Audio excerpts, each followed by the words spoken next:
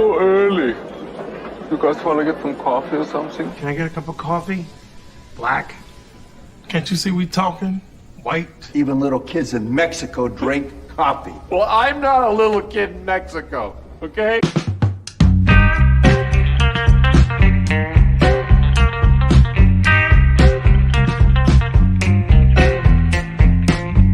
That is the best coffee I've ever tasted. A damn fine cup of coffee. You want a cup of coffee? No coffee.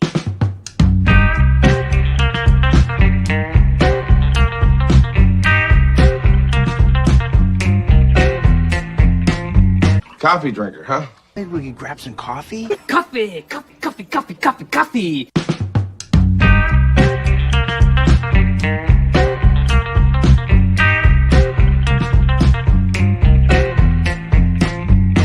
God damn, Jimmy. That's some serious gourmet shit. Me and Vincent would have been satisfied with some freeze-dried Taster's Choice, right? And he springs this serious gourmet shit on us. Hello and good morning, everyone. Wow. First of all, let me just say I hope everyone's having a fine morning. I know I'm not quite what you're used to. Originally, we were looking at a morning coffee with Gary, but I'm Keith, and I will be taking over today's episode and possibly a few more after that. So let's just jump right in and introduce you to the rest of the gang. First up, the man himself, Das Wolfen. John, how are you, my friend?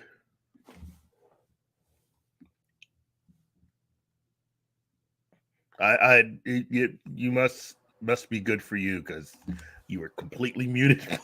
Yeah, I noticed that. I'm doing good, pretty good. Good.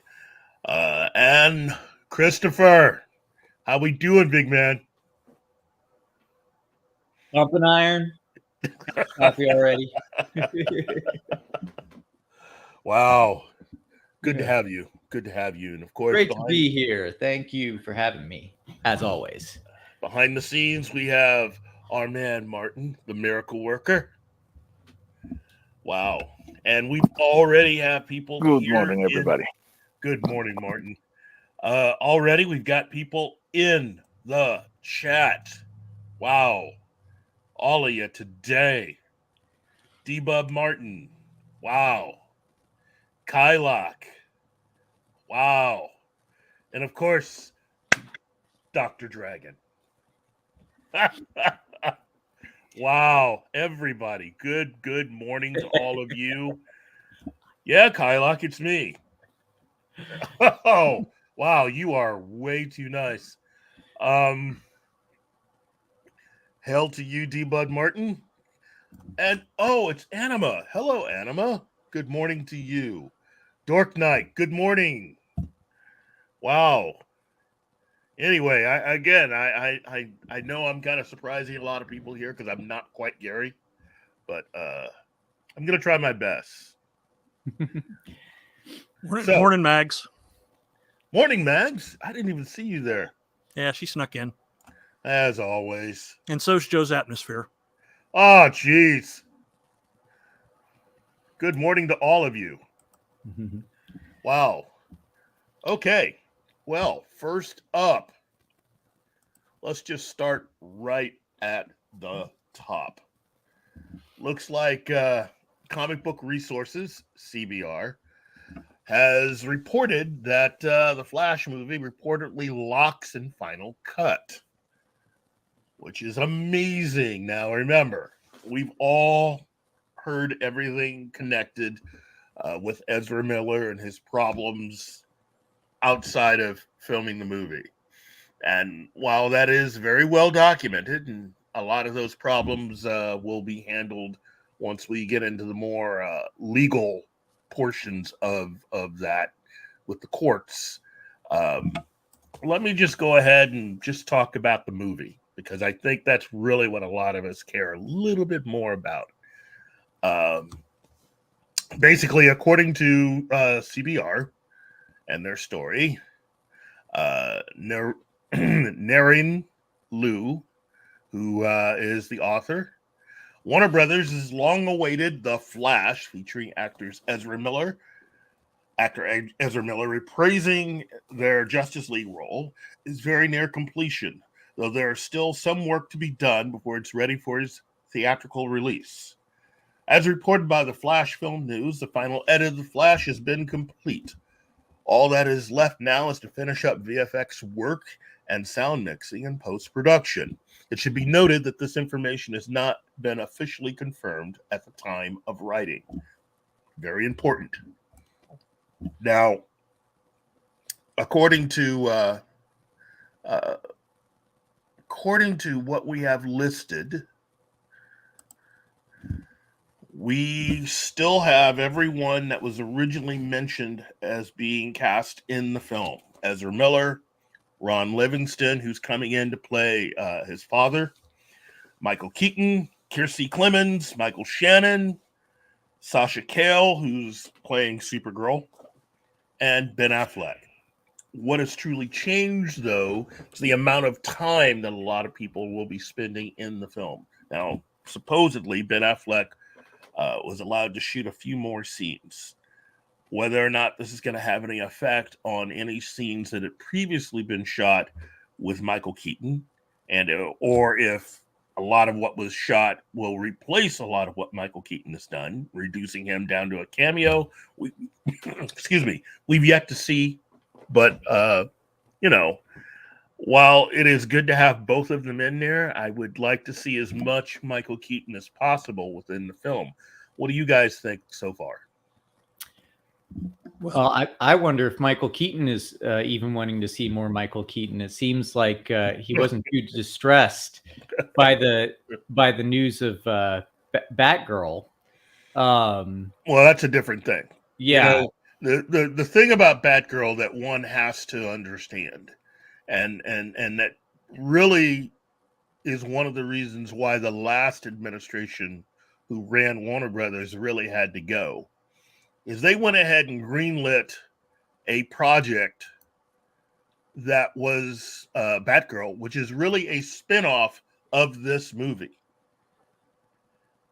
So you've made a spinoff to a film that is yet to premiere, to a film that is yet to be completed, that was in the middle of even major rewrites. And excuse me again. And you spent $90 million on a spinoff. Yeah. It's the word that keeps coming back to mind is brand damaging, which I think is I'm glad that they're finally thinking about. And that seems to be what the main effort is cleaning up a bunch of brand damaging stuff. And I think Michael Keaton, he's a great actor. He's a really great actor. And I think there's a lot of dignity to the status that he's achieved. So I think he's, in terms of anything that turned to crap, he got the paycheck, he showed up, he learned the lines. If he got paid and then he gets told that, hey, that thing that you had to do that you were cringing at, well, we got rid of it. He's been very diplomatic about it when asked, which I think, again, is just politically clever. I don't mean like politics. I mean, just like movie politics clever. Yeah. So, and I love Batflick. I'm encouraged by that news. So mainly, you've been tracking this better than I have, but what I'm getting from all of this is that there is actually a real concerted effort to pull everything out of this tailspin and create a quality product, which as much as I'm more of an indie film guy and I'm more for the decentralization of entertainment, I still have no problem with these studios doing well if they're going to create good quality content that is stimulating and maybe can bring back to the audience some sense of, actually consuming things that are of good quality rather than just going for whatever they can get. This is all encouraging. And like I said, you said we're not going to talk about Ezra Miller's behavior, but that's still in my mind, I hope he makes a recovery. I hope all the people that where his victims make their recovery, but still a little bit of a point of concern for me. How is the audience going to respond? And honestly, I feel like this definitely has to be a Hail Mary movie. This has to be not just a good movie, but a spectacular movie that people can't help but talk about. So I hope they can pull it off. Wow. Talk about in a good way, not the bad way. Exactly. And that's what I want for everything, though. Do you remember a time, in the 80s and even in the 90s, it was like movies were an event. And if a movie was out, it's like whether you were at school or at work, like if it was good, everyone was like, man, that was great. And they talked about it. It's like, the one that stands out in my mind, aside from the 80s movies is like 1990, I think, or maybe it was 89, but Terminator 2. That movie was an event. And I think the whole blockbuster model that we have now are people who are trying to repeat that event, but they have zero idea of what made those movies special in the first place. So I hope that this movie they've got the right idea and bring it all back. So yeah, that's... I agree with you. I really do. And look, we have a super chat from Joe's Atmosphere. They need to bite the bullet and dump this flick. $1.99. Thank you, Joe. And in exchange for that, I have this for you. I'll chase him round the moons of Nibia and round the Antares maelstrom and round perdition's flames before I give him up. Oh.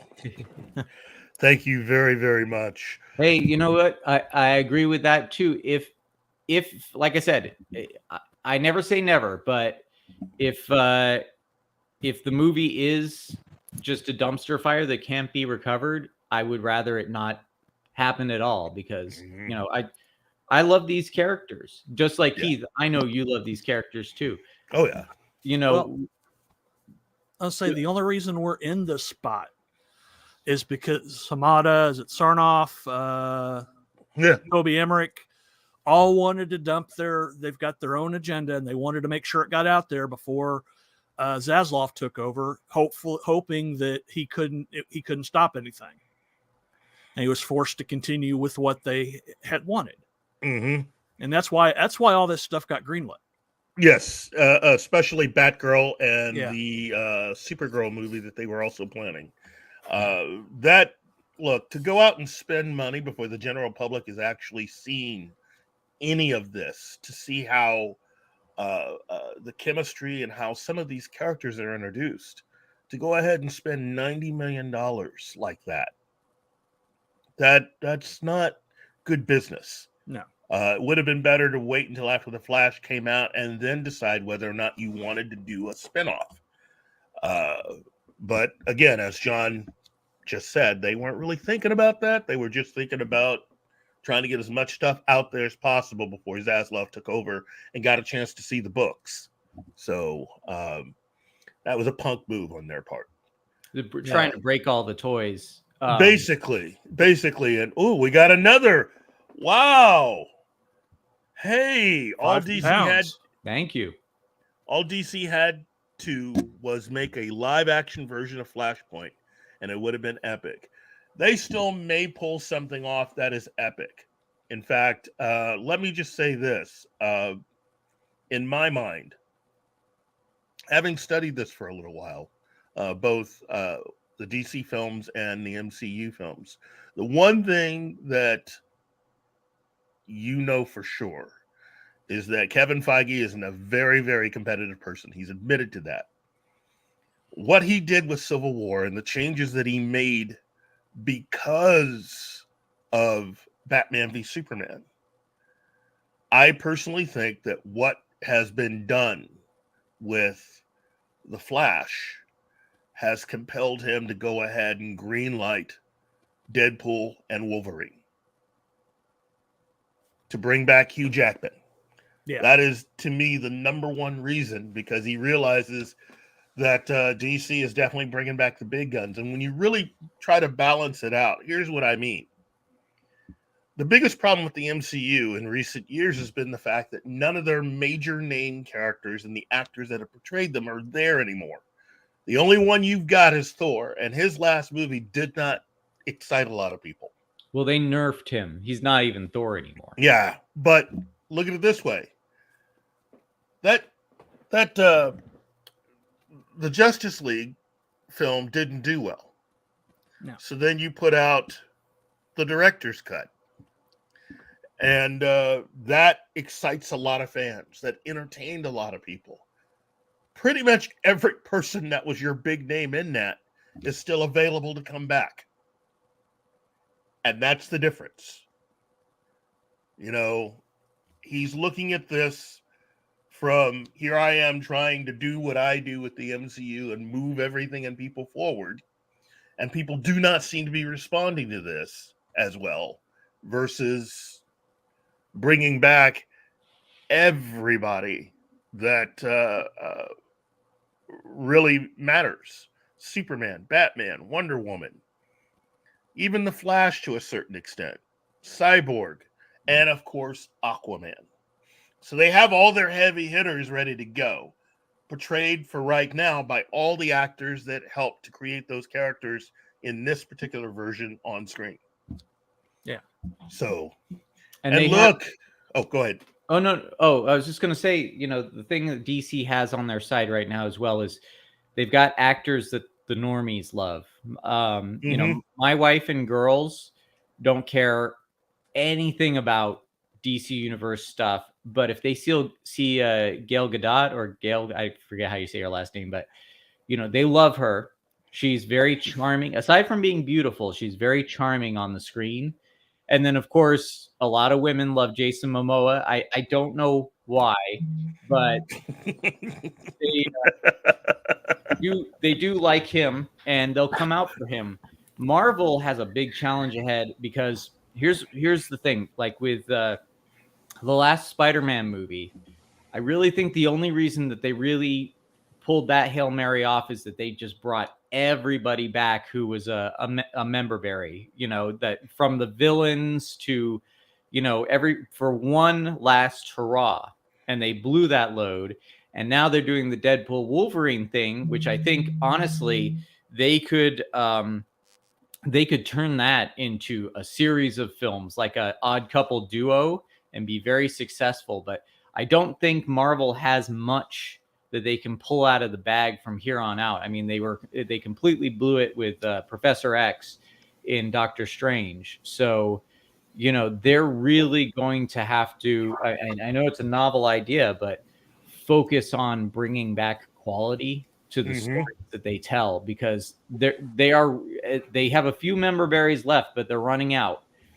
So they got to be smart with them. The only other thing I think, honestly, that they're making a big mistake with, I think the casting of the new Blade is good, but they're obviously faltering. I would just bring Snipes back. He's still in great shape. You know, for one more, and then, I mean, I don't know how well that would work, but yeah, honestly, I think you're onto something there, which is, you know, we're finally getting some competition. Or the fires are being lit again. Oh, they're actually, it looks like they're going to be good. We need to up our game. Because Marvel, oh my God, how are they? Yeah. I just don't understand how stuff gets past Victoria Alonso. That's how it's so bad. And it's only, look, I don't know. You guys aren't She-Hulk fans then, huh? I don't think, look, whether or not you like She-Hulk, that's its own separate thing.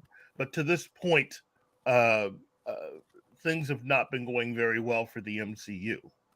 Not as well as it should be. How so? Like, what's your metric for that? Like, financially, like, yeah. Well, first of all is financially. Second of all is overall fans. Because numbers don't lie. I could give two shits about their tomato scores or like people like us. Yeah, you know, but I mean, like financially, their numbers have been bad. Is that correct? Well, they're already both Warner Brothers and Disney have recently been called out by whistleblowers for inflating their earnings calls. So even though we don't know the exact numbers, the numbers aren't as good as they could be to begin with, and the fact that it's alleged that they've been inflated. If you're doing so well, why do you have something to hide? Well, before we go deeper into this, I would like to play the thanks video. We've got another super chat from Six. Yeah. Oh yeah, Six. Look, Six. She says she came here to poop on Gary, but he's not here, so she'll just drop some love. Six. Thank you very much. And you know what? In honor of that, go ahead. Let me handle this one. Okay. Thank you for your cooperation. Good night. I'll buy that for $1. Now we also have to make sure to also do another one because we had that $5. I mean, the $5 one before. So right, £5 from Wajid. I'm sorry. Yes, from Wajid. So here we go. For that, you get the head, the tail, the whole damn thing. Great scene. Look, let me just say this. The fact that you still have one of the major actors from Phase 1 come out with a movie and that film not hit $1 billion, that's a bad thing.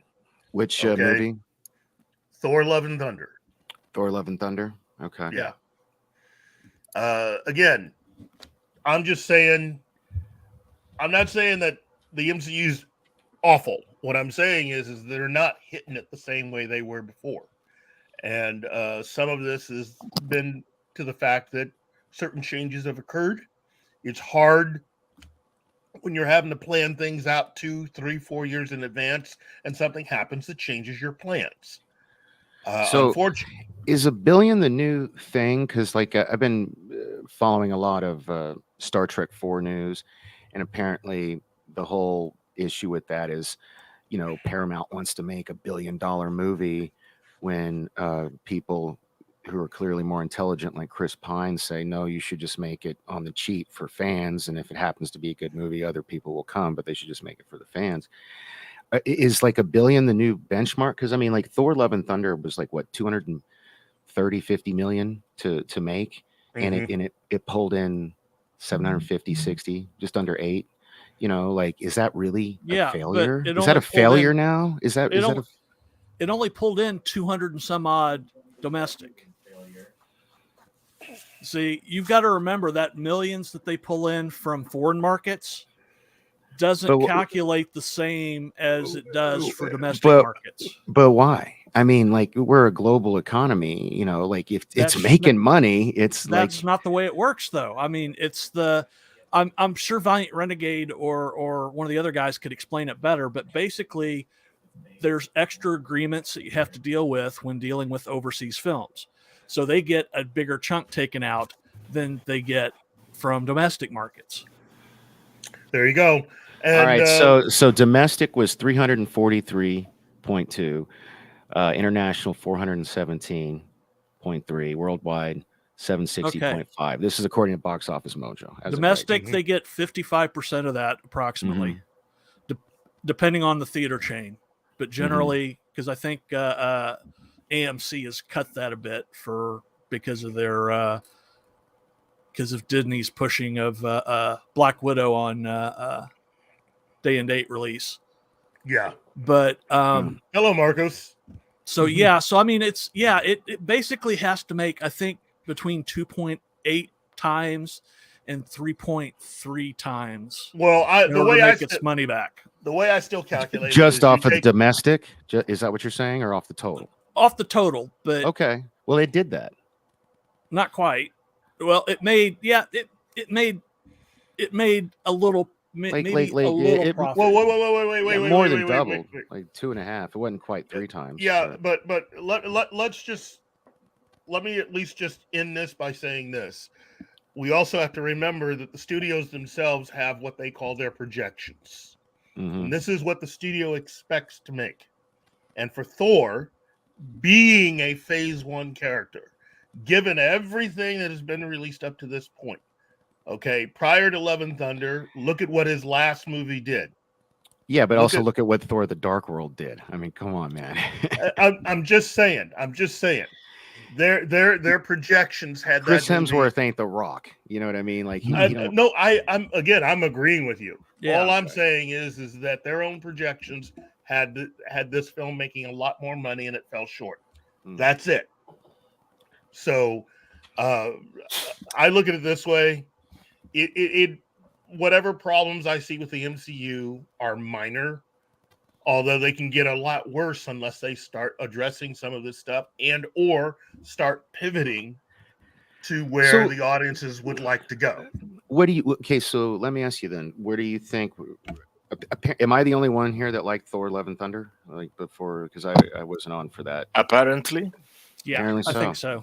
All right. Well, I will say, I just want to say I consider myself in a way sort of a normie in the fact that Thor: Love and Thunder just didn't interest me. So I didn't bother to watch it. And that's not out of hatred for it or anything like that. I just looked at it and went, I can miss it. And that's, what a lot of people did. Now, one of the things that I want to mention here is individually as movies, we can nitpick the numbers, but we're also seeing a overall trend throughout the entire brand. Mm-hmm. I guess what I was getting more to is like Keith is saying, unless we fix these problems. So I guess we don't have to use Thor: Love and Thunder. I was going to use that as an example. I was just like, what do you perceive these problems to be? Because I really, I've been in there. There's only been one episode of She-Hulk I hated. I loved the most recent episode, best episode they've done. Yeah, it was amazing. I wanted to throw my remote at the TV because I was watching it on my TV. That's how I felt about that episode. You know what, Danny? Today's episode? Wow. Yeah, Danny, I will let me at least put it to you this way: there is a separating right now between the fans who were always fans of the comics, who the MCU and Kevin Feige celebrated having with them in all the stuff that they've done. There is now a separating between the two, and it's a chasm that is growing wider for every release that they've had. And almost sounds like a Star Trek problem. So you think they're catering too much to their hardcore fans and need to go back out to mainstream? No, just the exact opposite. The opposite. Okay. They are making changes that fans think are a step too far with some of this stuff. Thor is not a comedic character, and to continue to look to have him. I'm sorry, the scenes where Stormbreaker was getting jealous over Mjolnir, those were hilarious. Come on now. You know what? I'm glad you enjoyed it, my friend. I'm glad you enjoyed it. But you know what? Fair enough. That's just the way it is. They're catering to Twitter is what they're doing. Yeah. We have another super chat for Mr. Super chat. Can we have Galactus Keith every morning? You know what? I will attempt to try to be here every morning, but I probably won't be hosting every morning. But thank you, Mr. Tickle Trunk. $2. And you know what? Or go ahead.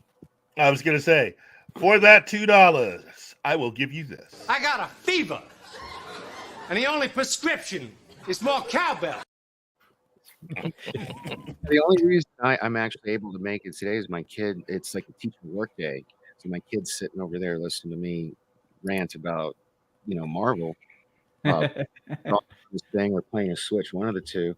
And I actually get to join you guys because the reason I can't join you guys is like he's got to be at school at 8 and the show starts at 8, and he goes to school 30 minutes away and then there's car line. So Danny, look at this comment by Wajid. TD ruined Thor. Look, if you are TD. This isn't really so much a Star Trek problem as it is a problem between corporate entertainment and the fan bases who they desperately go out to court when they adapt something and then casually sort of wander away or throw away once they've gotten what they needed in order to conceivably try to make more money with people who aren't necessarily fans. To Peter Venkman fan site, I was just using Star Trek as kind of an analogy, probably because I just recently watched a video on the Popcast channel where they talked about like Star Trek boldly going nowhere, and they were showing different interviews from different people, and Chris Pine literally hits the nail on the head with the comment that he makes about like they need to they're too focused on chasing $1 billion, so they want to make like a $250 million Star Trek movie when really you only need to make a $50 million Star Trek movie for the fans, and if it's a good movie, other people will show up and then you can make money. And I thought that was really like a really smart thing for him to say. Probably not something the studio appreciates him saying, but no, I think there are a lot of people at the studio, especially someone like a David Zaslav, who really appreciates that message. Well, oh no, sorry, and we have a super chat. I don't want to ignore it. Okay. When an MCU movie is good, fans see Marvel movies multiple times, 4 to 5 times. The latest MCU movies are one and done nowadays. Yeah, I would agree with that. I would totally agree with that. Yeah, I saw Homecoming probably like No Way Home about 4 or 5 times. I only saw Thor once, and I didn't dislike it. I just didn't love it. You know what I mean? So, and there you go. I mean, that's the difference. And I will defend Thor Ragnarok, and I think that Thor Ragnarok for me was the perfect balance between the side of me that loves Kirby-esque comics and thought maybe the other 2 Thor movies were a little dull. Actually, I really did like the first Thor movie, but it was heading in a dull direction. I think that when working with good writers, Taika Waititi did a great job, and I actually did watch Thor Ragnarok multiple times, and my wife, to the point where my wife bought it for me on Blu-ray as a birthday present. It was like, you watch it all the time, here's this. Like I said, I'm a little bit more of a normie, so on some aspects, others I'm a fan, but I understand that the comics that I love can't be directly adapted in ways that regular audiences are going to appreciate. So a good talented person will be able to do that. With She-Hulk, it's like that's a solid premise that I probably would have really enjoyed. It's the execution that I think went wrong. And so give me like have you seen the latest episode? Are you all caught up? Or you hate watching it, or did you just watch a couple and give up? No, I just watched the YouTube recaps where they show scenes and comment on them, and I so you're seeing it through somebody else's lens, and perception's reality. So you're getting somebody else's perception without going to the source. I don't know. I can answer to that. Well, I can answer to that. I have watched every episode. Okay. Because but you make a good point, and I'll tell you why I can answer to that. Because there are other things that first of all, I go to various sources with different kinds of opinions. Was it like a former executive, Hollywood executive his reaction is going to be different than the critical drinkers. I also have a bead on how they have reacted in the past to things that I have seen. So there's a certain amount of trust, and I do see the clips. So yes, you make a good point, but at the same time, this is again what critic reviews are for and that sort of thing. I'm not going to disagree with what is that Joe's Atmosphere says. I'm not going to disagree with that, Joe. Yeah. Wow, you got a few more super chats. Yeah, we've got 3 super chats up there. And first, let's that first super chat is from our friend Paulie. The first one is this. Oh, we haven't thanked him. Oh, you know what? You're right. Yes. Yeah, we didn't thank him. You know Play what? something Snyder for Paulie because he thinks I hate Snyder and I don't. I still want to have that conversation. Well, first of all, let me just do this. Let's see. Oh, you know what? How about I give you this? Stop that! It's silly. Very silly indeed. Aww. Latino slants. It's got white paws. Spock.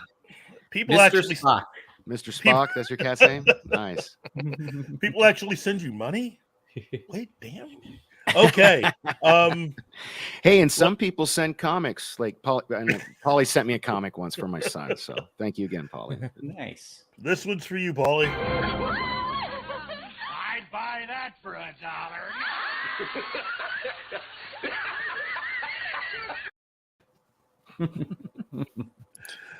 Okay, and Mags, compare No Way Home to the other recent MCU movies. No Way Home caters to the fans with care. The others, not so much. Fans respond to that care. Exactly. That ties into the other super chat that you got, where I said, I saw, No Way Home like 5 or 6 times, but I only saw Thor the once. So that it's exactly dead on, spot on. I'd like to point out that No Way Home is not an MCU exclusive film. It was made by Sony. It was made under their helm. Same thing with all the other Spider-Man movies. Yeah. So let's go ahead. Oh, go ahead. I'll say it's a collaboration, but Sony still has the majority of the input. Oh, you're talking to me all wrong. It's the wrong tone. I do want to speak to the point. We got another super chat, but I do want to speak to the point of Chris Pine's comment, because I think there's a lot to unpack there. So yes, go ahead, the super chat. See, Mr. Tickle Trunk for another $5. Wow, I'm a comic book normie. Love and Thunder made me angry. Fish out of water Thor is best. I liked most of Ragnarok, but Fat Thor, brunt of joke Thor, yeah. And in that last part, I'm guessing means dog poop. Yeah, look, if you are a comic book fan and that particular version of Thor is one that you really, really love, all you want is just to see Thor do Thor things, to be Thor, to go out and have these great cosmic adventures. The last thing you need is to be laughing at him while he's doing it. Again, I totally get, for all those who never read the comics, I know you roll your eyes so hard sometimes, some of us that have read comics can hear it. But you know what? All this stuff comes from someplace. Thor was a frog for a while. I mean, they had comedy in the comics. Let's not that's not what I'm saying, though. And that's not what I'm saying. What I'm saying is that the really cool stuff that fans really like, they know what that is. All I'm saying is provide us more with that. You can still tell new stories and do new things, but give us that version of the character. That's kind of like having James Bond just be this guy that he doesn't want to use guns. He just wants to talk to the bad guys. Everything else about him's the same, except he just wants to convince them with words that they're going the wrong way in their lives. Now, making that little change may not sound like much if you've never read the books, but if you have, that's a big, big change. Well, I mean, he's 007, licensed to kill. He's not going to, Yeah, but that's the talk you to thing. death. That's the thing. You've taken that away from Thor. Or having Daredevil do the walk of shame in his costume. Yeah, come on, that was funny. I'm not allowed to cuss on here anymore, right? Yeah, that was funny. That was so funny. I laughed. I had tears in my eyes. I was laughing so hard. I was just going to say, I liked about the John Byrne comic that the characters kind of became out of character to make jokes about them. I don't mind that aspect within the context of a show like that. Again, the show, I think, the direction that they've taken with it is not what I think was the best idea, but I think it could have fulfilled all of the things that people who like the show like about it, and also satisfy a broader audience. I totally agree with that. And a big part of that is because they did a lot of, instead of a meritocracy, we're doing a lot of checkbox hiring, you know what I mean? And the people, there was an interview by, I think it was like Vanity Fair maybe, or something like that. The Salty Nerds talked about it, where the writers basically admitted they don't know how to write legalese, legal dramedy. They don't know the law. And so like the show that they were pitching was supposed to be like Ally McBeal meets Marvel, but instead it's it's just a bunch of young, diverse group of women. It's all women in the writer's room,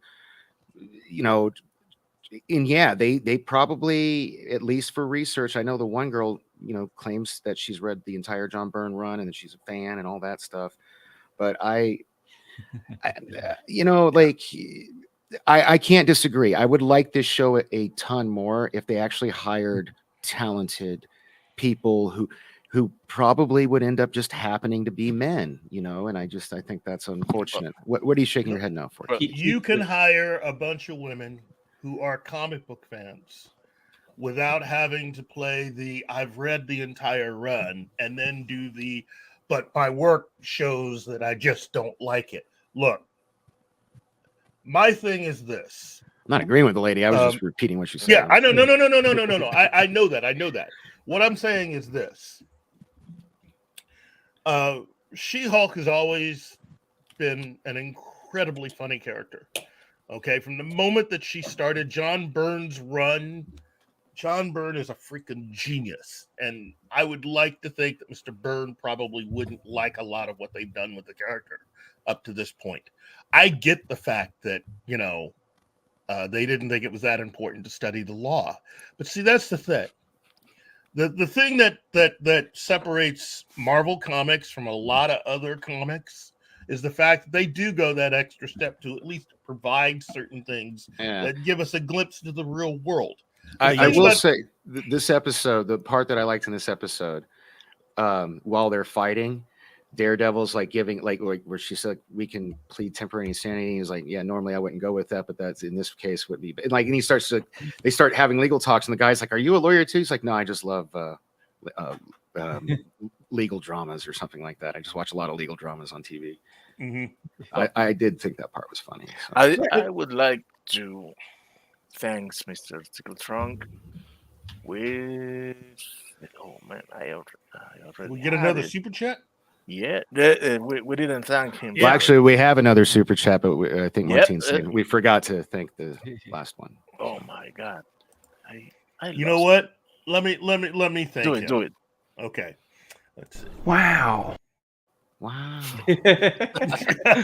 Do it now. All right, and we have another super chat for Magic Mags, you rock.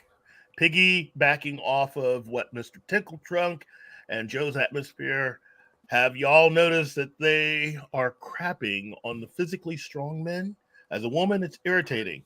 Yeah, I have to agree. And again, there are. It's a lot of lazy writing. It's a lot of and I hate to trash on these chicks, but they're writing this stuff like a bunch of, woke chicks. I mean, well, like it's that's self-validation fantasies. Yeah. There you go. And for them, that's the misandry that is revealed. They feel like they need to compete with men. But a point I have made in the past, just playing devil's advocate. I mean, men have been doing it in entertainment for probably hundreds of years at least. That's a very good point. That's a very good point, and I will add to that. This is the thing where women coming into men's spaces, and I'm using that as a shorthand because that's a complex issue in itself, but men in competitive spaces are merciless with each other. And they just accept that as a given. When a woman enters and they get treated the same way, they don't interpret it that way. They interpret it as men coming down on them because they're women. But actually, in actual fact, they are getting the equal treatment. Yeah, no, I hate that. I hate when it's like just because we don't like it, we're labeled sexist. That's I hate that argument. That's like the Ghostbusters 2016 argument. That was. And here's the thing about, like I said, the self-validation fantasies. This has been revealed. Super chat. Yes, we have to acknowledge the previous one. But I just before we do the super chat, I just wanted to finish and just say, the fact that yes, it's very obvious that Overlord DVD's Doomcock was parodied in the last episode. Is I would kind of argue that somebody else tried to say that, and then pretty. You put the two side by side. It's pretty damn close. Well, let me address this, and then we can still biting at each other. Fascinating. And we got another one from Wajid. Leaky. And Can we discuss how we got She-Hulk before an actual Hulk movie? I can tell you exactly how that is. It's Universal's. It's Universal's doing. We could have had a Hulk movie. We could have had even a Hulk television series. We got a backdoor Hulk movie with Ragnarok. Now you got to play the video. Okay, hold on. Like, wouldn't you know that back door would trigger a trap door? Yeah, and look where we landed. Right in the middle of it. Anyway, before I go, because I've got to go prepare for my I've got a noon central interview with Alternative Comics Peter Samedi. And I'm going to leave a link to that in the private chat. Ouch! Oh man! But sorry. I just name drop hit my foot. Oh, you okay there? Ouch! You okay there? It's a heavy name too. Yeah. I'll check that out. You're going to put that in the chat? Yeah, I put it in the chat. Yeah, okay. I was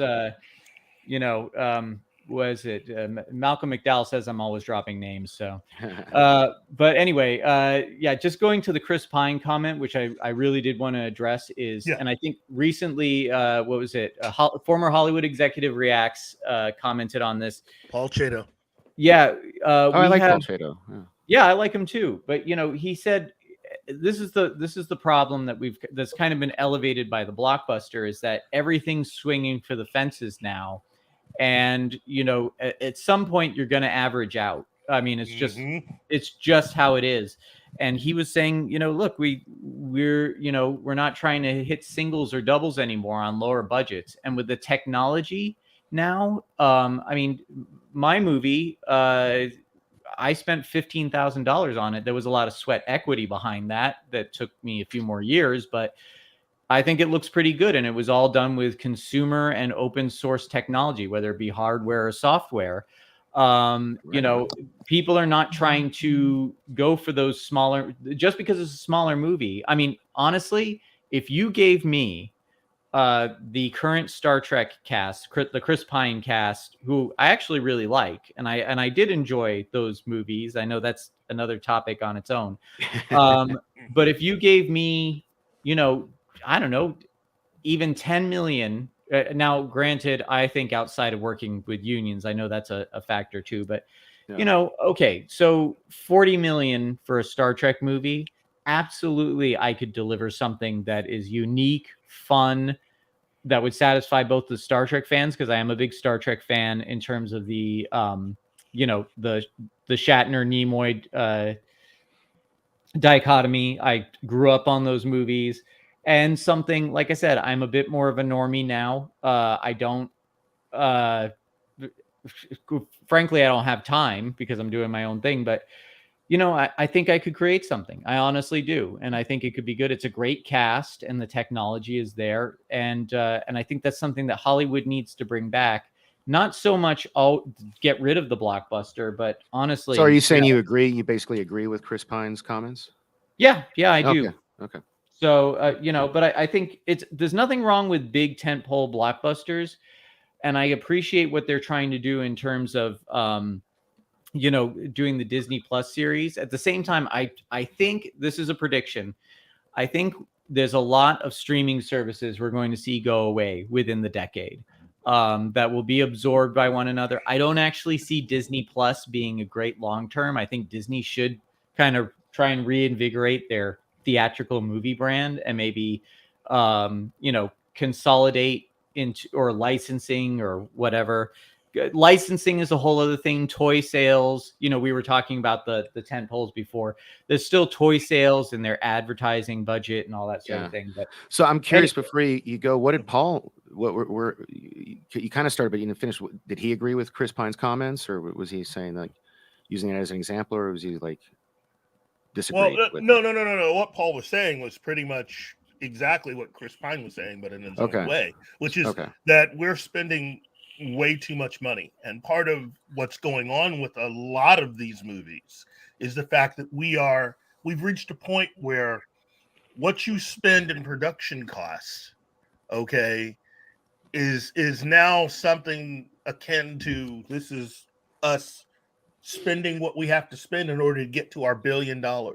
And what doesn't really help the situation is the additional cost in marketing. Besides that, our marketing cost over the last 10 to 20 years have gone up. So you could have a film like, say, Joker, and end up spending almost the same amount of money in marketing that film as you would for Avengers Endgame. Yeah. And it's unrealistic. Yeah, this is unsustainable. Crazy. Yeah. And also, I was going to say his statement was sounded like a producer talking, not an actor. So Chris Pines. Yeah. Well, I think actors these days do have to think more like producers, because the age of the major celebrity is over for the most part. We've just got a few holdovers. So a lot of them do have to produce their own content, kind of in the same way that you get a lot of adult actresses producing their own OnlyFans. They got to have more control over it. It's true. No, it's true. It is. I wish I was a hot chick. I'd have an OnlyFans. But the studios have to, again, like I said, the studios have more and more potential to average out over time. So the fact that they're kind of, going back to the Flash, trying to pay more attention to curating their brand and making sure it's of a certain quality that people really feel like they can't miss out on. Because again, as a normie, I look at a lot of stuff and go, I can miss it. I don't have to go online and complain about it like a lot of the critics do. And God bless the critics. These things should be criticized for better or worse. But for the most part, I no longer see movies as something that I've got to see that this weekend. And it's you're more of like, I could watch that when it comes on TV. And half the time when it comes on TV, I'm like, it's on, but I'm kind of tired right now. So, I loved your point earlier that movies used to be events. They were. Yeah, absolutely. And with that, I got to go get ready for my Peter Samedi interview, which I've left the link to in the private chat. Already posted it in the regular chat. And John put it in the regular chat too. So. Thank you. Thank you so very much, Christopher. It's always a pleasure. Always a pleasure. Josh Wolf, everybody, Martin, everyone, Dork, thank you. Everyone. You guys have a great weekend. God bless you. I love you. And until next week. All right. Wow, good dude. Let's see. You know what? He's right. We should at least bring this back around to the Flash. Well, yeah, we need to do a thank you video for what. You know what? I've got one right here. Hold on. This evening is ruined. Look, wait, what? This evening is ruined. The whole evening is ruined. Why are you saying it like that? Saying what? I'm just pointing out the party's ruined. You know what? I'm not going to get sucked into this. And we do have one more super chat. Super chat from Magitech Mags.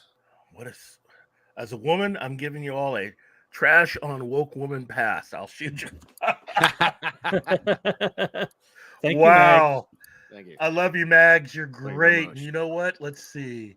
Let me give you this. What we've got here is failure to communicate. I was just thinking thank you very much clip would be really good. Thank you very much. Yeah. Like Elvis has that, like there's probably like 20 different versions of that you can get. It's funny. Oh yeah. Well, now to bring this back to the Flash film. Again, this is going to be really, I think, one of the more important releases for them next year because of the amount of money spent on it. Again, the problems, much of which have been thoroughly discussed in other So what's shows. the total budget at now? What's the grand total? That's a good question. They haven't even started marketing it really. Yeah, well, they if what Comic Book Resources is saying is true, what's going to be happening over the next few months is just a lot of post-production work, completing. Did they push it at Fandom at all? Did it have a trailer? They didn't even have Fandom. Yeah, Zaslav doesn't want the Fandom anymore because it's too reminiscent of the people that got kicked out. Oh, and I think he's right. I think you need to have an event that celebrates all of DC and that celebrates the new direction that they are wanting to go. And I think I think we're going to learn exactly what this new event is going to be probably within the next few months. But for right now, they're just really concentrating on making sure, first and foremost, to get the Flash straightened out, to get Aquaman 2 straightened out. Oh, And bye, then- Mr. Tickle Trunks. Oh, bye. Is he gone? Yeah, he says he's running off screaming nonsense. he may have been talking about Christopher. Yeah, my discussion with him is why I threw on a shirt. I was in a robe watching the show. My discussion with him about She-Hulk, but we're on to the Flash, so I'll save that. You should have come on in the robe, man. That would have been pimp. Nah. I'm not Hugh Hefner. I'm not that. I don't have that kind of clout, bro. Nah. Well, look, I think part of the reason why I think it is important with the Flash is the fact that you're still going to get a lot of very curious people. You know, you're going to have people that are going to have opinions, good and bad. And then among the normies, you're going to get the curious.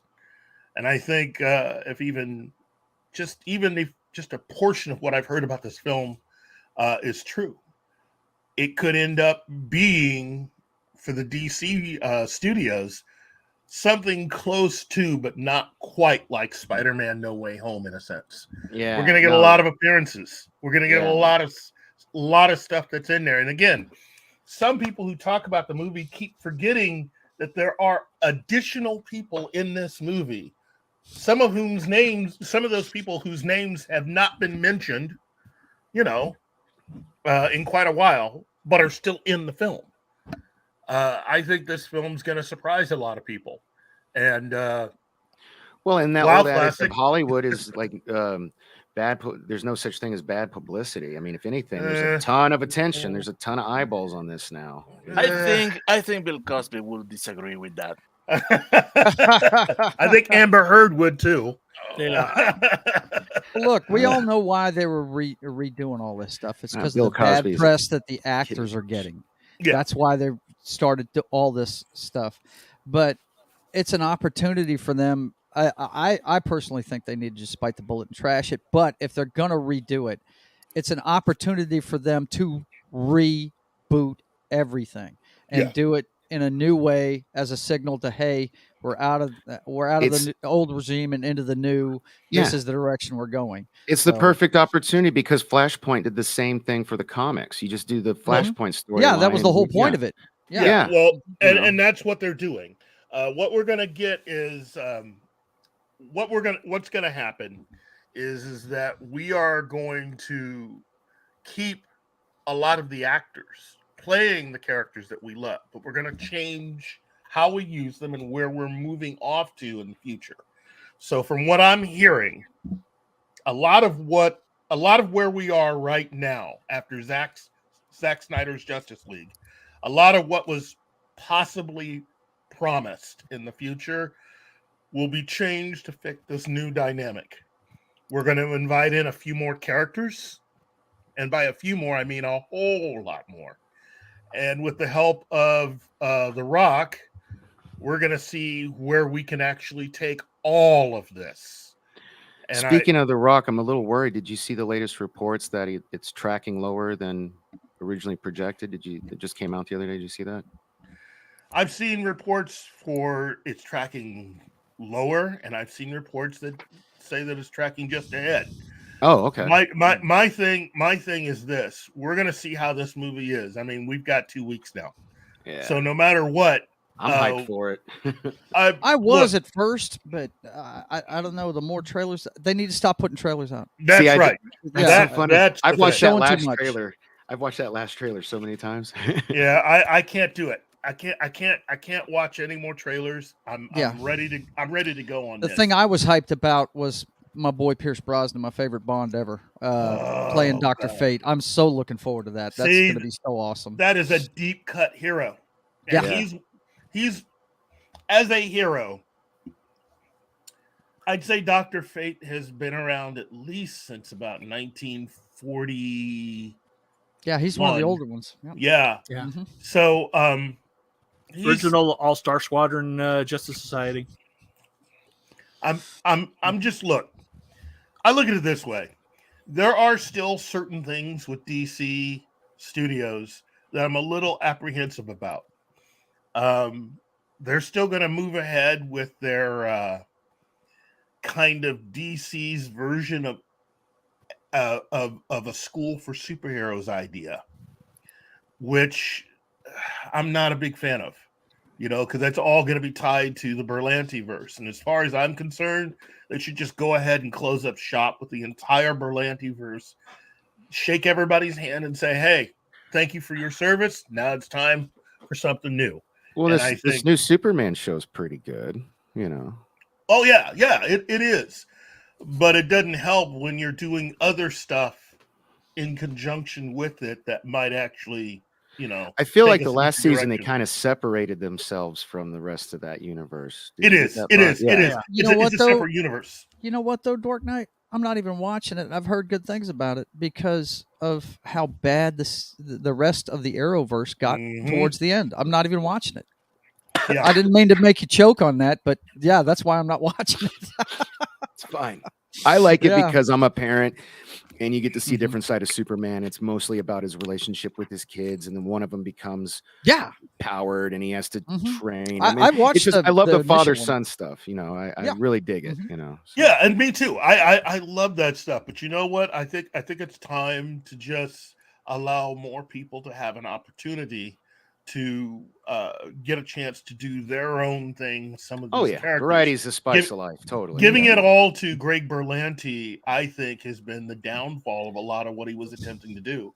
I think if Berlanti had only just done Arrow and The Flash, I think we would have gotten something kind of special. Because once you exhaust your creative spark, you end up with having all your villains for The Flash be people who run super fast. What happened to the Rogues Gallery? What happened to all the I mean, you're missing out. And half of them were one-offs and missed opportunities. I was so upset that they didn't make Grodd the villain for an entire season. I was so upset, but that is a missed opportunity. And they gave hints. They gave all kinds of hints for all heroes that they never ended up using. You had Blue Beetle hints. You had Green Lantern hints. They never did anything with any of that. You even had Metamorpho. They killed off Simon Stagg, and they never really paid that off with anything. Did they ever have Abracadabra on the show? Yeah, they did. Yeah, I couldn't remember if they did or not. I remember I remember the Trickster being on there. Mark Hamill played him, didn't he? David Desmelchin was David Desmelchin. Abracadabra. He was Abracadabra. Yeah, and he was very good. Didn't they have? Did they have? What's that chick's name? Zatanna? Was she on there? No, she wasn't on there. No, she wasn't on there. Okay. It's just we've reached a point where, again, I don't hate Greg Berlanti. I know there are some people that would interpret that. I think Greg Berlanti is a really, really experienced and knowledgeable producer. I just think it's time for him to try something else for a little while. Because, again, somebody pointed it out. Berlanti was also responsible for the Green Lantern movie. I'm sorry, but as far as I'm concerned, your time is done. Thank you. And thanks for bringing Roger Rabbit to the DCU, buddy. Right. I just think that we need to move on to something a little bit. Oh, we got a porn bot. They're gone now. They're gone. Yeah, But and for that, I have this to say. The goddamn robots, John! Yes. Look, too much. I think there is enough room for a lot more characters, and that's the thing with a lot of the younger fans. Anyone under the age of 30, you need to understand there is a whole lot more to the DC universe than what you've seen up to this point. And Keith, guys our age, I keep having to tell myself that they are not making this for me anymore. Yeah, they're not. They're making it for younger people. Yeah, and I keep having to tell myself that. But there's a way that you can do it that would entertain everyone, absolutely, not just narrowly focus at one group. And the reason why I came on to begin with was the She-Hulk thing, and I'm just going to say this and get it out of the way, but it speaks exactly to what you're saying. It would have fit their narrative. It would have fit their message if they'd have just done it like in the book and made her be happy with being She-Hulk and enjoying it. Yep. Okay?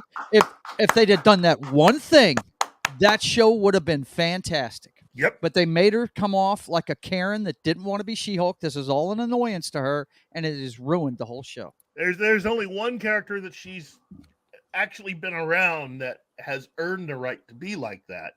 And so far, his movie hasn't come out yet. And that's Ben Grimm. Ben Grimm has every reason. That's the guy that doesn't want to have his power. But the whole look, if they'd have done that one thing, and the other thing that's bad about it is the fourth wall break, which all you Deadpool fans out there, I hate to tell you, She-Hulk did it first back in the 80s. If they'd have the thing that was funny in the book was she wasn't talking to us. She was talking to the producers of the book, bitching about getting her clothes blown off all the time and being made a sex object. It was hilarious. And if she, it would have been, I was so wanting to see them blow her clothes off right down to her underwear and her start bitching at Feige. That would have been great. It would have been awesome. But those two things right there would have totally changed that show. And it just, but I got to tell myself, they're not making it for me anymore. They're not making it for me. Even though we're the ones that buy it. The younger generation isn't interested. They're more. It's always their TikToks and their Instagrams and whatever music this cool. That's all they care about. So Keith, if you get in the middle of us, it's like a reverse Oreo. I just. Is that really what it comes down to? No, I was just trying to make a joke after that because I don't want to argue over She-Hulk. That's the whole reason why I had to throw my shirt on earlier. It just took me so long. And again, Danny, it's not that anybody truly hates the character or the show. It's just that it is this close from being something that's what's so frustrating. It is this close from being something that everybody can enjoy. Yeah. And you've got a group of people that don't know which way is up and decided just to go ahead and do what they wanted with the character and then sit there and get mad at us for not enjoying what they're giving us. Right. You guys know as well as I do, if you've worked in the movie industry and stuff, what do they call the drawings that they plot out stuff with? What are they called? Storyboards. That's what comic books are. Just use those and tell the story. It's not that hard. It's not that hard at all. No. And again, this is the reason why I'm saying that, why I think that Marvel is a little off. Since Kevin Feige is also technically the boss with the comics. Yeah. You now have the movies and the comics are a little off right now.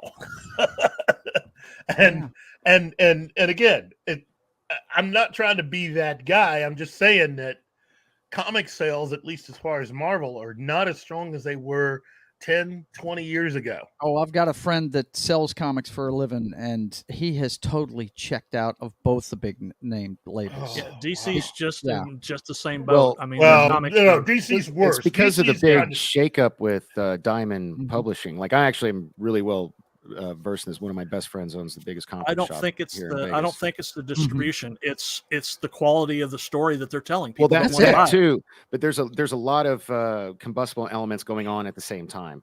And it's made it a little bit more difficult on your local comic book shop owner, because they used to be able to get one place they ordered from. I know it sounds like a monopoly, but everybody thinks the grass is greener on the other side. It's greener where you water it, man. Like, instead of just dealing with one company, making his life easier, knowing exactly when he's going to get his books, he has to order from a bunch of different places. And some of those places are not as reliable as, like, say, Diamond was with their shipping. So there's a lot of different things. But to going Keith's on at the same point, time. to Keith's point, he brought up a good thing. If you want to know where the movies are going, look at the comic books, because they're putting the precursor in there, that's playing out on Disney for sure. And Warner, this is another opportunity for them to just knock out Disney. I mean, if they're going to go ahead and do this Flash movie, let's reboot it, use that as the vehicle to do it, and do it right, man. That's all I'm saying.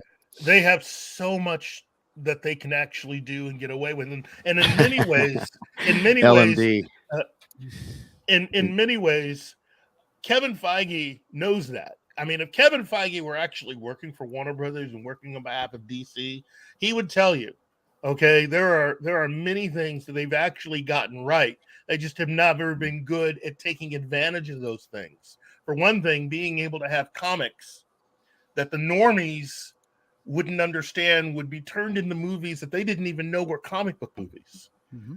They have been nominated for Academy Awards for films that, again, normies wouldn't understand that are actual comic book movies. And not just with, like, because they are for makeup or costumes, but for actual acting. Didn't William Hurt win one for A History of Violence? That was from a graphic novel. That's a comic. Yeah, and he won the Academy Award for Best Supporting Actor for that, didn't he? Yeah. Yeah. And again, Warner Brothers actually does and has had a lot of success doing that. You have Red 2, you have a film that has recently been rediscovered by fans called The Losers. Mm-hmm. You know, if they could figure out a way of bringing Chris Evans back and doing a Losers 2. Oh, Road to Perdition. Yeah, Road to Perdition. That's a good one, Kingsport. Yeah. That is, these are all comic book films from Warner Brothers. Mm-hmm. And so they have a lot. Personally, I would like to see, and I know I get made fun of because of it, but I'd like to see Steven Spielberg go ahead and make a Black Hawk movie. Mm-hmm. You know, that would be Black Hawk. Oh. They only printed like 1 billion of them in the 90s. Seriously, if I see that silver and black cover one more time. It would be fun to actually have a lot of these characters that many people thought we would never see on the big screen. You've recently had Bruce Campbell do a comic book of Sergeant Rock meets the Walking Dead or the Living Dead. Army of Darkness. Army of Darkness. That's it. Army of Darkness. Really? So, man. I have been preaching behind the scenes that what Warner Brothers should do is once they get everything reset, you should have a cosmic universe for DC. You should have a horror universe for DC. You should have a World War II universe of DC because of all of the heroes and stories that they have. You know, the Haunted Take, Sergeant Rock, the Losers, the original Suicide Squad. All of that stuff you could put in one movie along with Black Hawk, which was the first non-superhero comic book movie that actually became a movie from DC. And that was played by the same man who ended up playing Superman for the first time. So, look, and if they wanted inclusion, they just do Lady Blackhawk. Wow, tough. It you know. Yeah, John with the deep cuts. But it's just another example. These guys don't know the lore. They don't read the books. They don't care. They really don't care. They're just using it as a vehicle. That's the point I had on my super chat earlier. They're nerfing the Hulk and Thor to use them as vehicles for everything else and just making them backstory people. And it's just horrible. Oh, man. Come on, Martin. I hate Come on, man. We're New Warriors.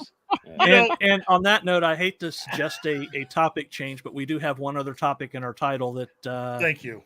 Let's do it. Well, and that's Tarzan. Yes. Thank you very much. Yes. Now, supposedly, Sony has a idea for a Tarzan movie. Okay. So first, let me ask: how many people have at least enjoyed a Tarzan movie? Oh yeah, in the last few years. Yeah, I love the last one with Skarsgård. I thought it was cool. Yeah, it did well. I could be the only guy, but I mean, I didn't really see cool. it. I haven't seen it. My favorite will be the some one odd with, million. Yeah, it made a bunch of money. My wife had to see it. She's in love with that guy. You know, Eric from True Blood. Oh, you wanted to see him in a loincloth, man. No doubt. My favorite is still Greystock. Yeah, Greystoke's great. There's not many Tarzan You know, I don't movies think I haven't liked. You know, Brendan Fraser was great in George of the Jungle. I remember that one. So That's not Tarzan. I know. Well, Just like listen. Galaxy Quest isn't Star Trek, but it's one of the best Star Trek movies. So. Right, it's one of the best Star Trek movies. You know what? Here's the thing. My wife is also a big fan of Peter Skarsgård's Tarzan. And you know what? Just like you, I enjoyed that movie too. I thought it was fun. I guess I'll check it out. I haven't seen it. It's got Harley Quinn in it, huh? She's in Margot Robbie. Yeah. Well, yeah. She wasn't at the height of her powers yet, but she was in it. And who's that guy that Quentin Tarantino introduced us to? He was the bad guy in it. The German actor. That won an Academy Award for him. Christoph Waltz. Yeah, he's the bad guy in it. I'll check it out. All right. And Samuel L. Jackson's in it. Yep. What? Okay. Oh, yeah. All right, you sold me on it. I'm looking it up. We'll watch it when we're done. Okay. Yeah, definitely, man. So according to Deadline, Sony Pictures has acquired the film rights to Tarzan in a deal with the estate of the original book author Edgar Rice Burroughs. Deadline has confirmed. Plans are in the earliest of stages, we hear, with no writer, director, or producer attached to what would be a full reinvention of the popular character first created by Burroughs in 1912. The author continued to write Tarzan books into the 1940s. That's not quite true, but we'll go with it. Tarzan. Tarzan is living. Bye, Max. Take care. It's good to see you. Let's see. Screen adaptations go back as far as Hollywood itself, with the first Tarzan of the Apes appearing in 1918. Since then, the franchise has seen long runs on the big and small screens with stars such as Olympian Johnny Westmuller and Ron Eli, as well as a 1999 animated movie from Disney, which I thought was so-so.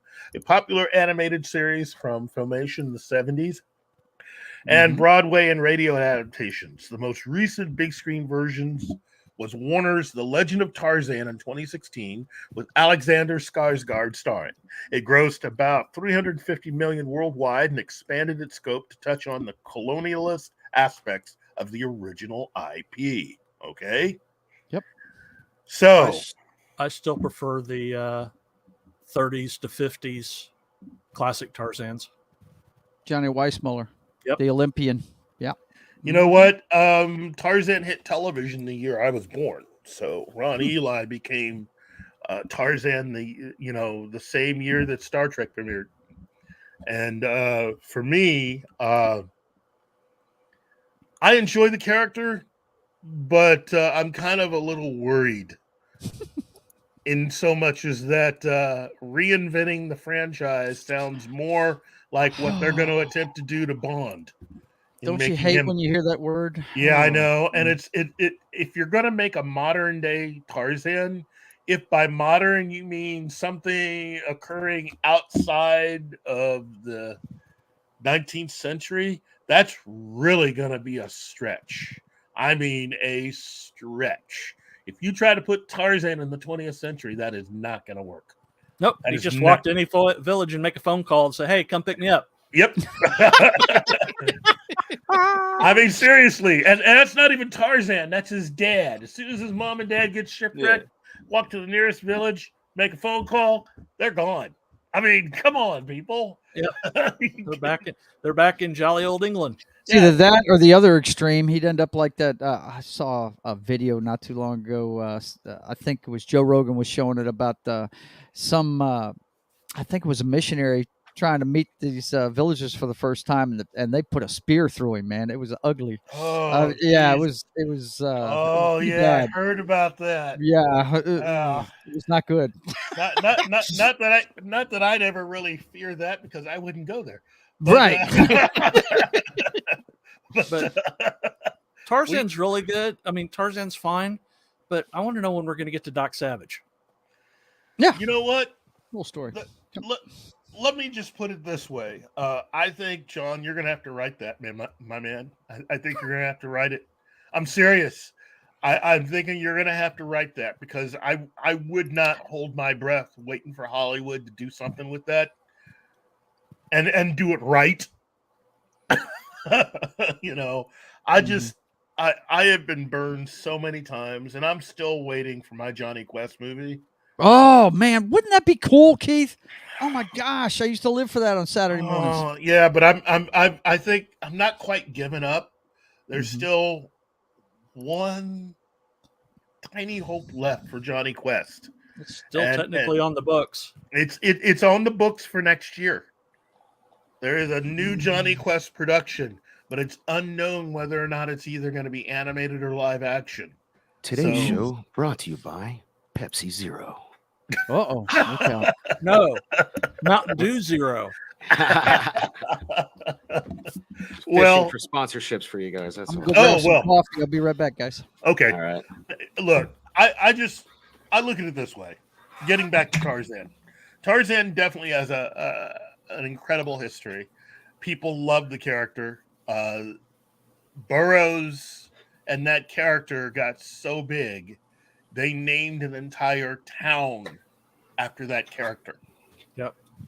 Okay. So if you've ever heard of Tarzana, California, that's not a coincidence, kids. No. That was actually named that because of that character. That shows you how big that character is. And so far, I'm not looking out and seeing any Iron Man or Captain America town. So obviously, you know what's cool? There is a neighborhood here in Vegas where all the street names are from Star Wars. It's like it's in Northtown. Oh, yeah. Wow. Yeah. Yeah, see, even Star Wars can only get streets. Yeah. Tarzan got an entire town. Yeah, right. But I mean, again, outside of Doc Savage, is there something that you would like to see tackled by Hollywood within the next few years? Something adapted, something that you loved, probably as a child. So I want my Booster Gold Blue Beetle buddy cop team up movie. Hold on. Sigmund and the Sea Monsters. Got it. Next. Oh, yeah. Because that's how they'll do it. Yeah. Oh, you want that? Yeah, by the time they get through messing with it, it technically will be Sigmund and the Sea Monsters. Yeah. I would argue that they've done one because what was the criteria? You said, revisit something that you loved from your childhood or whatever. Mm-hmm. I've really been enjoying Quantum Leap. Like, I just finished watching the 3rd episode yesterday, I think it was, and I've really been enjoying it. Have you guys seen it yet? I don't know what to make of that. And it's not so much, I just don't know what to make of it. I did enjoy the pilot, but I want to see a little bit more before I make up my mind. So you haven't watched the 2nd or 3rd episode yet? I have kind of been busy with a few things. Fair enough. So I love how, like, this is all in the commercial, so it's not spoiled. I like how they're connecting it to Sam. Yes. And how Al's wife. Whoa. No spoilers. No spoilers. Okay. For those of us that haven't caught up. Now, remember, Okay. the pilot ends a particular way, so Yeah. you can't say anything beyond the pilot, Okay. which was, Dude. I think, offered for free on YouTube. Okay. So you can still watch it. I am convinced the dude is looking for Sam. I'm convinced of that, and I've been enjoying it. So I highly recommend, if you like the original series, this is almost like a love letter to the original series. Like Ernie Hudson's character's the dude from the episode Vietnam. Yeah. Same character, Magic. What show are you talking about? I'm sorry. I just the new Quantum Leap. Okay. Yeah. Keith.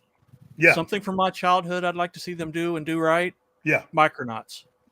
Whoa, man, that would be good. I just got Michael Golden's signature at our last con here in Shreveport on the Nom #1. Love the guy's artwork.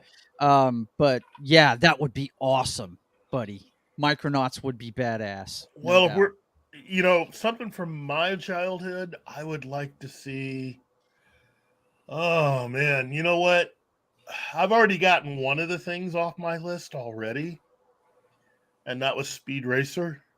Yeah. But if I had to pick something that hasn't been done yet, I would like to see GoBots. No? No. Yes. No. I think I'm a little older than GoBots. Sorry. Something from my childhood that I would really, really like to see is an adaptation of The Magician. Okay. I would love to see someone, and they could do that on NBC Universal on Peacock.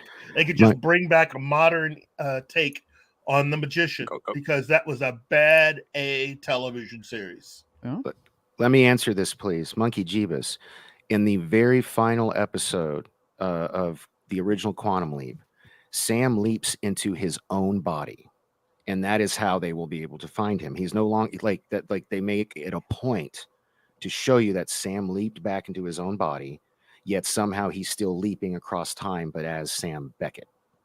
And they say that he never finds his way home, but it's been 30 years, man. Like I'm convinced they are looking for Sam.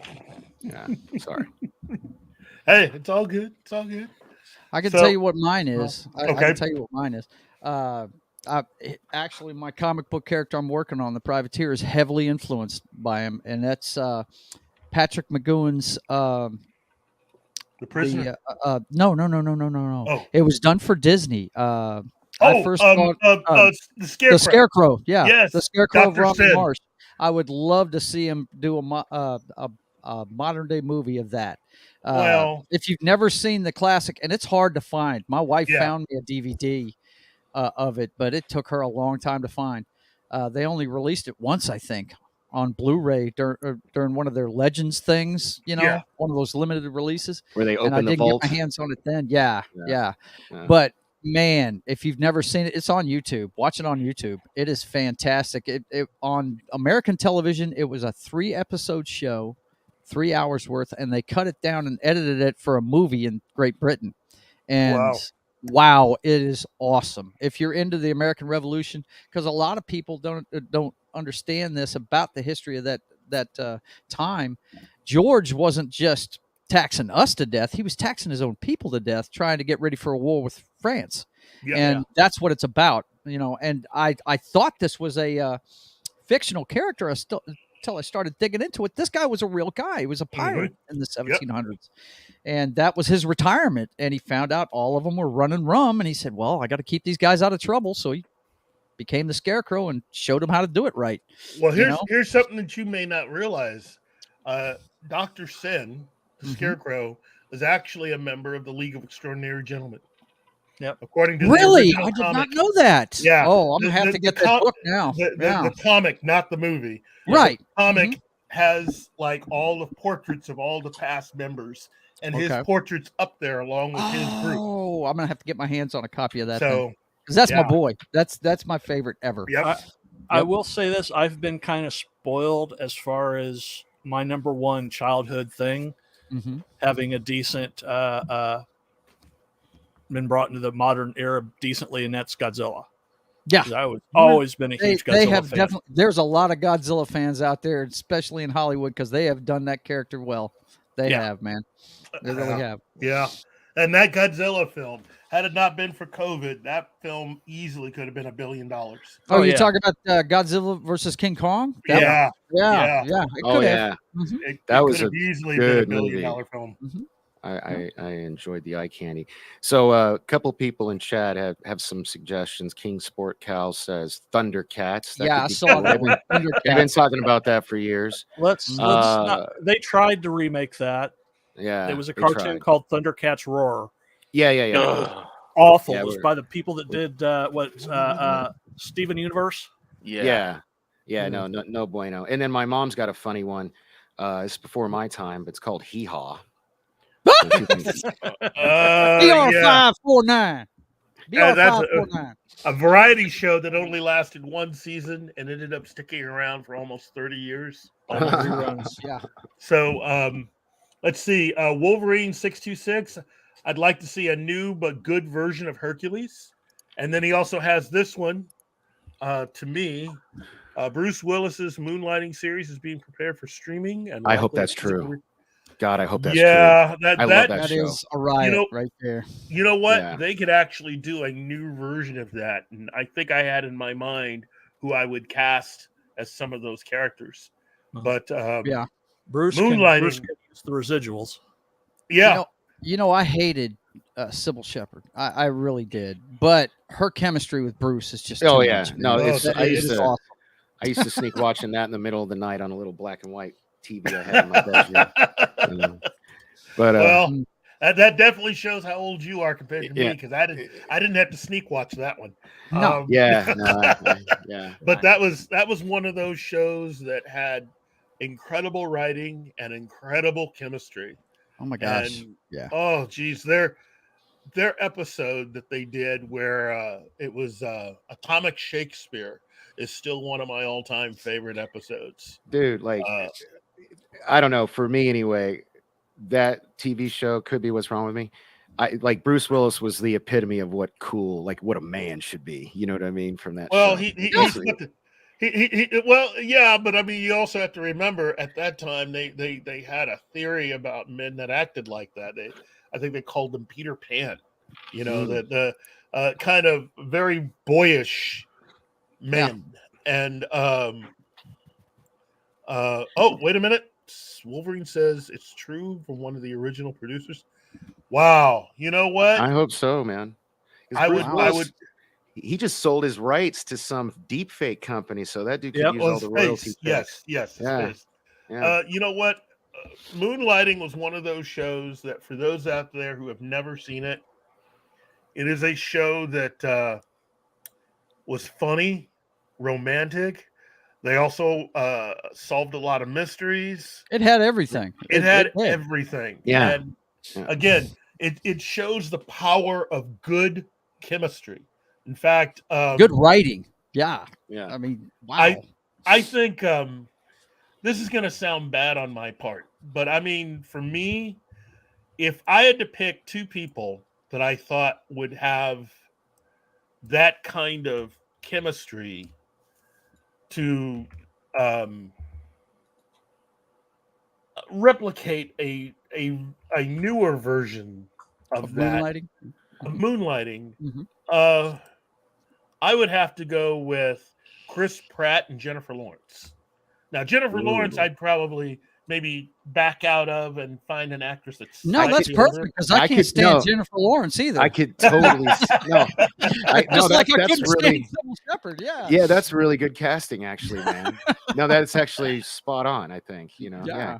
Well, I mean, it is meant to be a romantic comedy of a sort, right. But it's also meant to have a little fun. You know, but you're not supposed to get the payoff on the romance part till no. In fact, it would be great if you just really drug that out. But I mean, the fact that you have this beautiful woman, former supermodel, who gets completely ripped off and taken for all the money that she has, and has to just try to salvage what she can, and she ends up getting involved with something that she didn't realize that she was invested in, which is a detective agency.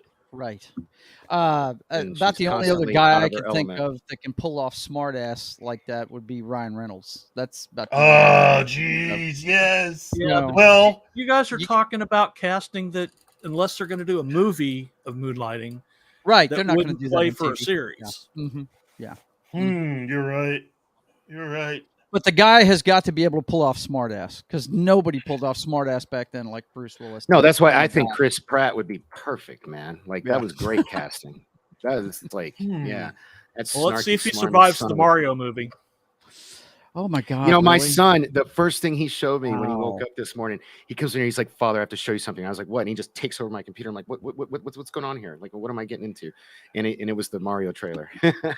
You know what? There is one person who I would cast in the lead that I think would also do a very good job being smartass, and that's Jason Sudeikis. Jason Sudeikis. Yeah, he's from Ted Lasso. Ted Lasso. He's Ted Lasso. He's kind of old though. Well, he could still do it. I mean, the thing is, he's got that whole 5 o'clock shadow thing that you would need. He looks. I really liked him in that. What was it called? Meet the Millers. I liked him in that. Yeah. We're the Millers. Yeah, he could do it. Millers. Yeah.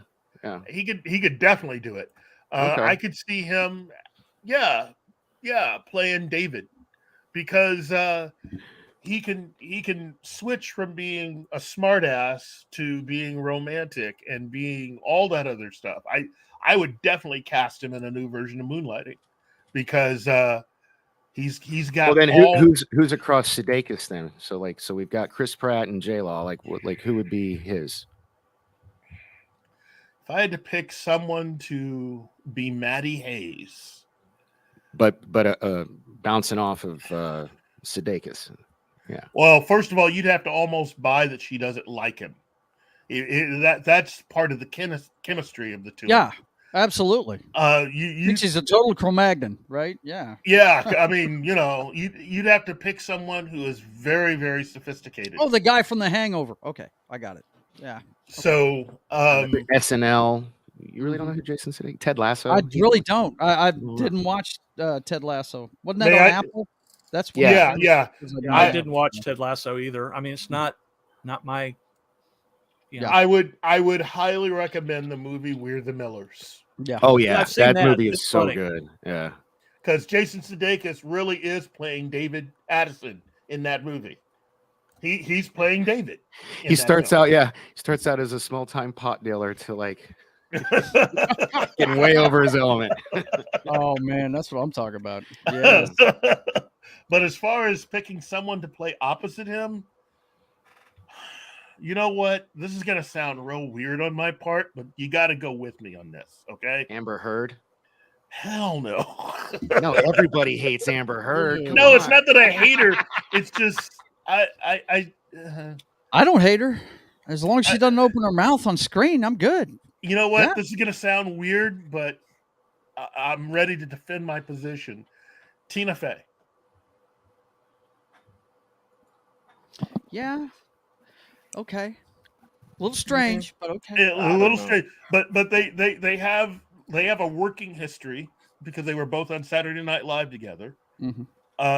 But I think you could actually buy her, because look, have you ever seen her in films where they've completely just gone to town and making her up? And you could buy her as a supermodel at one time, who's now gone beyond that and wants to be a businesswoman wants to be respected for who she is. And then to find out that she's been completely ripped off. And now she has to try to divest herself out of all these different companies that she's been made a part of, and ends up getting caught up in all of this mystery stuff with a man-child, David Addison, who she would never in a million years even look twice at. No. I could see the two of them doing it. Well, she's a talented actress. So I was going to say phrasing. Hey! Look at this one. That is. I don't know Man, if you have seen that movie with Guy Pearce. Again, Guy Pearce is too old. Look, well, but yeah, but he was a very smart ass, a very good smart ass in that movie. Good point. He does pull off smart ass just fine. He does. You know, to your point, he is too old. Monkey Jeebus also has a point. I could see Bradley Cooper doing that. Yeah. Yeah. I was fixing to say the guy can't be a knockout male figure as far as eye candy for women. He can't be that. He's got to be a Joe Average guy. That was the allure of Bruce. Mm-hmm. He was just this dude that quipped quicker than anybody could. You know what I mean? And and Bradley Cooper. Yeah, I could see that. Bradley Cooper and Bradley Cooper would be a good one. Yeah. Sandra Bullock. Sandra Bullock could do. What is it with you casting these old people, man? No, you need to be younger. Yeah, I'm sorry. Because we're old, man. Because how many younger people do you think could actually pull off the kind of romantic material necessary to be able to balance that with comedy? You can't just have comedy. It has to be very. You can't throw Zendaya in everything. That's right. Okay, you can't. Plus, she's a little too young for some of these people. I could not see her opposite Bradley Cooper and it being anything but creepy. I don't know. There's a lot in Hollywood that would like to see that kind of I would level of romance. I love Zendaya, but I couldn't pay to see her opposite Bradley Cooper in that way. No. And plus, again, she still looks like someone who should still be a supermodel. You're talking someone who's retired from being a supermodel and is wanting to get on with their life and trying to build something for themselves that doesn't really require them to do that anymore. So you're looking for, I'm not knocking her. An actress I in dig her Zendaya. 30s, late 30s, early 40s. Yeah, yeah, kind of like when the show was on. That's exactly what Sybil Shepherd was. Sybil was was at that time. in her early 40s when that show was on TV. Yeah, yeah. So you're talking about someone who's gone beyond that. So yeah, you're gonna look at a lot of slightly older actresses out there. Like no slight to Tina Fey or Sandra Bullock, but these are women close to 50, aren't they? Yeah, in Sandra Bullock's case, she might be or over in their 50. 50s or older. Yeah. Well, okay, you know what? That's a good one, Wolverine. Thank you, Kristen Bell. Kristen Bell Mhm. and Bradley Kristen Bell. Cooper. I could see that. Oh, I was going to say Kristen Bell and Jason Sudeikis. Oh, really? Okay. Yeah, I can see that. Okay. And if we can't get Kristen Bell, we can always get Mags. Now that I know who Jason Sudeikis is, that fits more the Bruce Willis mold. That's what I was saying. Joe Average that is snarky as shit. Yeah. Yes, that's exactly who David Addison is. He is attitude and a smart mouth, but he also is kind of talented as far as being a detective, but is buried under all of his smartassness.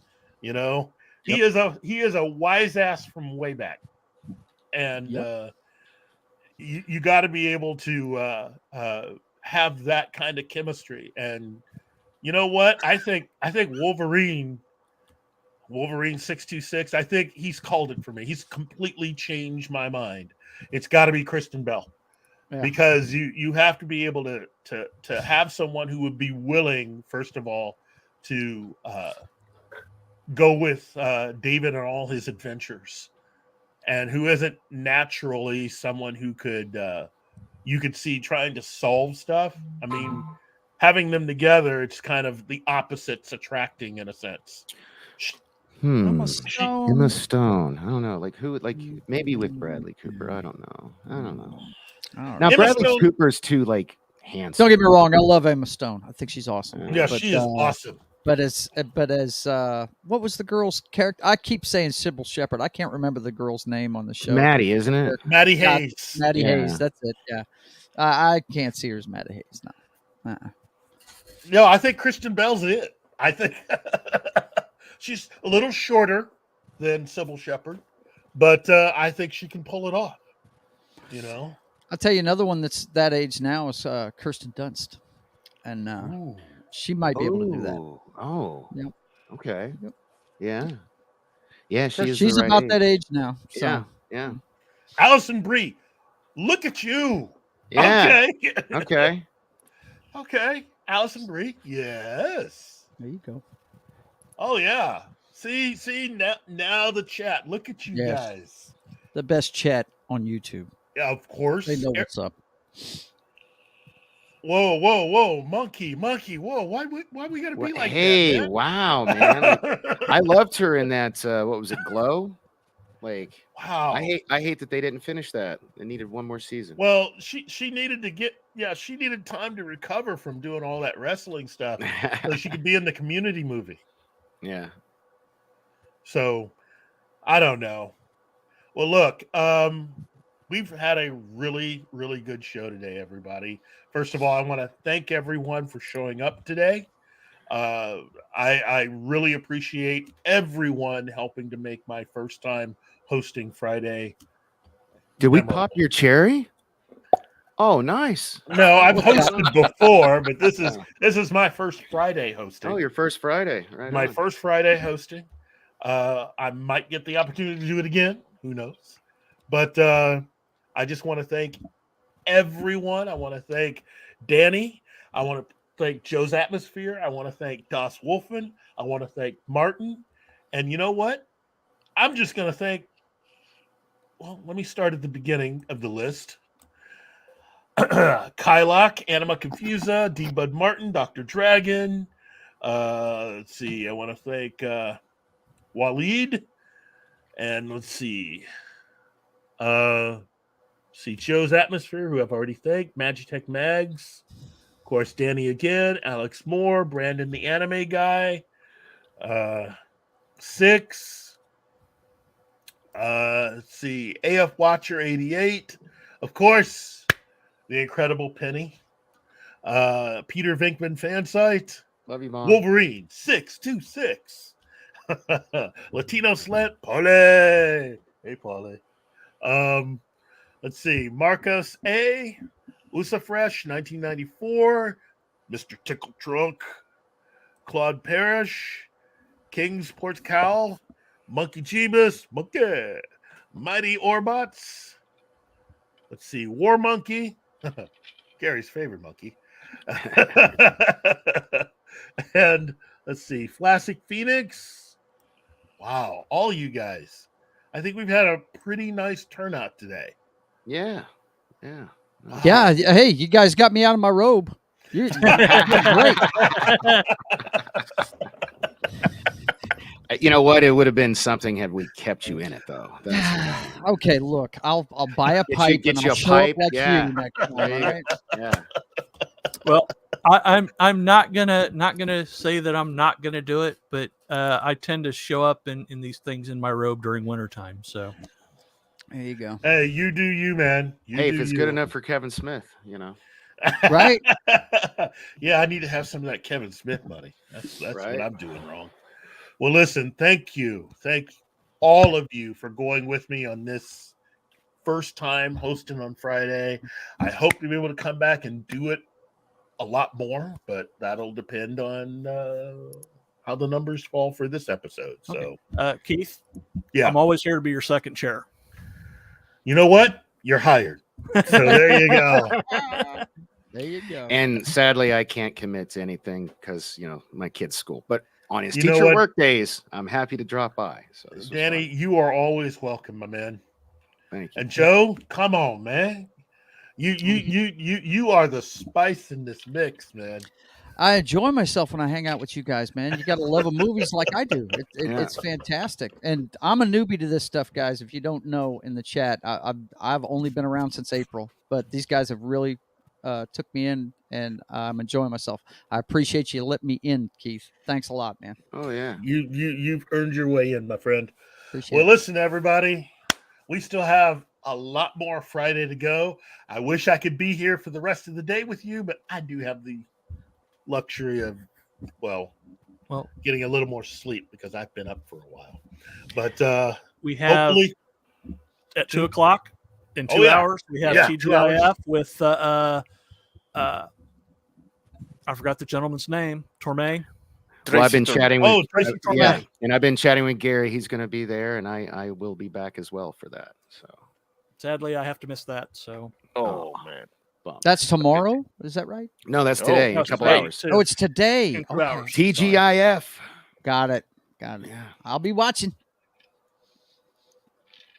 Preferably in a robe. You're Keith, we're muted. not hearing you. Keith. You're muted. You're muted, Keith. Keith. Keith, you're muted. muted. Nope. Earth Nope. to Keith. Earth to Keith. Nope. Come in. Over. Something get unplugged? Yeah. Did you Well- accidentally tap the button on your mic? I was fixing to say, Oh, check your he's scores. gone. Yeah, okay. No, Oh, he's is he back? working on it. No, you're muted. There you go. Now say something. No, Nope. it's something else, Yeah. man. He's Something unmuted else. a couple of Well, times. Well, Well, this is hey. probably a sign that it's time to go ahead and call it. Live long and So, prosper, well- everyone. Outro in 3, 2, 1. Oh well.